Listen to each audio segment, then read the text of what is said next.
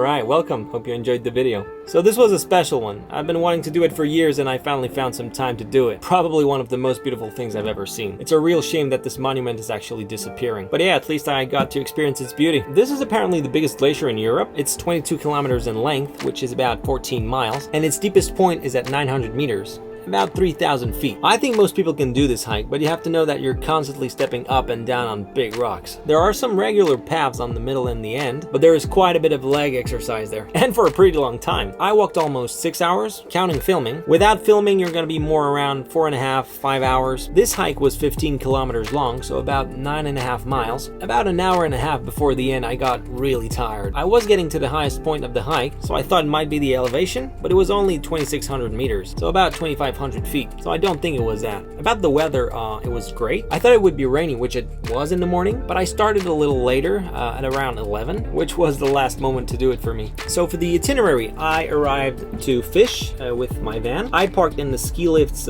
parking lot. It cost me 6 francs for the 6 hours I was there. Then you have to take the ski lift up to Fish Alps, which is the start of the hike. The lift back and forth was 27 francs, which is a little over $27. You start in this tiny village where there are almost only hotels and restaurants. After that, it's essentially cow's land, but they are behind electrified fences, so no worries there. The first hour, I'd say, is where the ski slopes usually are. Nothing really special. There is a great view on the southern Alps though. You can even see the Matterhorn. After this, the terrain changes and becomes really rocky, like you can see on these stone steps here, pretty much everywhere. And suddenly the glacier appears. A pretty emotional moment. I was really surprised of how beautiful this thing was. I had never seen one before, and to be put in front of this was just an incredible experience.